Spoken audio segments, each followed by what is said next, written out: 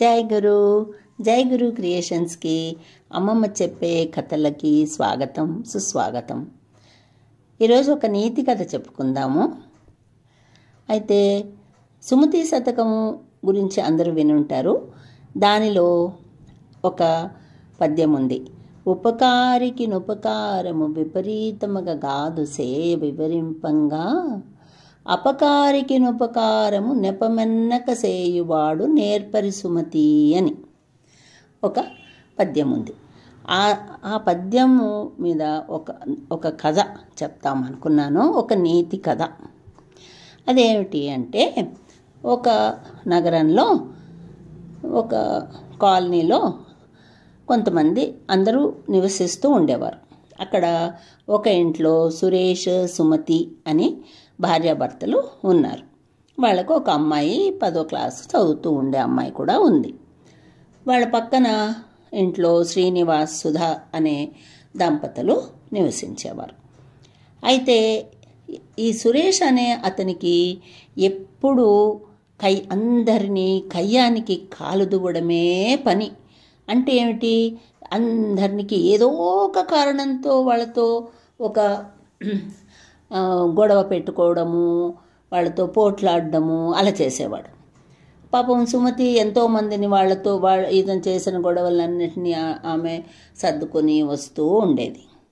అయితే ఒకరోజు ఏమైంది, ఈ శ్రీనివాస్ తన స్కూటర్ని పక్కన నిలిపాడు. నా ఇంటి ముందు నీవు స్కూటర్ ఎందుకు నిలిపావు అని అతనితో గొడవ పోట్లాట. అట్లాగే అందరితో, కాలనీలో ఉండే వాళ్ళందరితోనూ ఇలాగే గొడవ చేస్తూ ఉండేవాడు.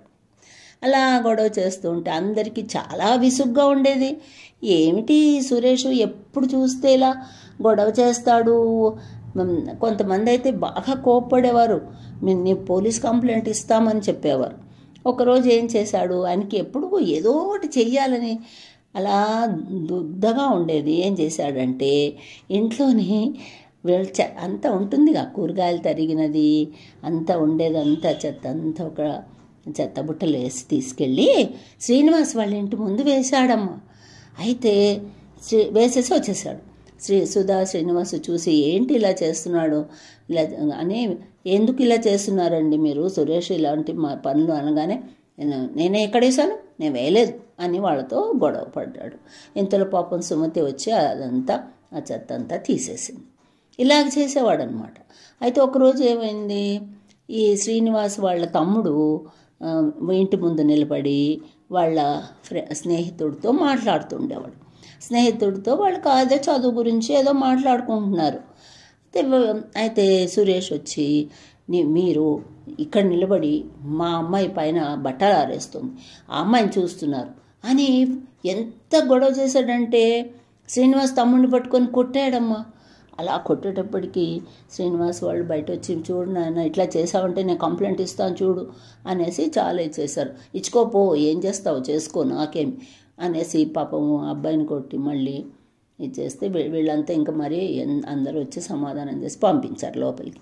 ఇలా చేస్తూ ఉంటే ఏమైంది, ఆయన ఇలాగ అందరి గొడవలు చేసేటప్పటికీ ఒకరోజు రాత్రి విపరీతమైన రక్తపోటు వచ్చేసింది. బీపీ ఎక్కువైపోయి గుండె ఆగిపోయి అసలు దీని మీద ఆయనకి స్పృహ లేని స్థితిలో ఉన్నాడు.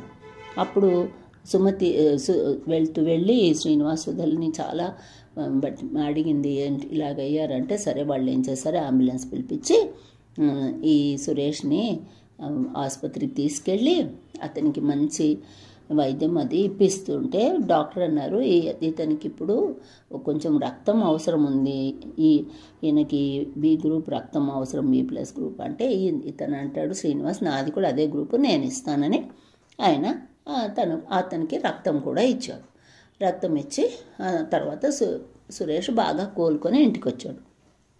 అప్పుడు సుమతి చెప్పింది, చూడండి మీరు ఇంత వాళ్ళతో గొడవ పడ్డా కూడా శ్రీనివాస్ ఎంత మంచివారు, మీకు రక్తం కూడా ఇచ్చారు, మీ ప్రాణాలు కాపాడారు, మిమ్మల్ని ఆ సమయంలో ఆసుపత్రిలో చేర్పించారు అన్నీ చెప్తుంది.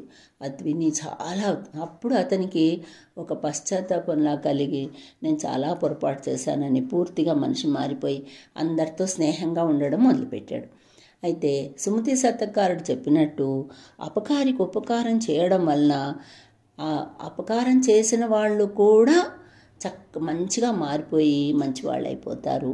అది మనము ఎప్పుడూ కానీ మనకు ఎవరో ఏదో చేశారని వాళ్ళ మీద మనము ద్వేషాన్ని పెంచుకోకుండా ప్రేమతో వాళ్ళని మార్చడానికి ప్రయత్నం చేయాలి. ఇది ఒక నీతి కదా.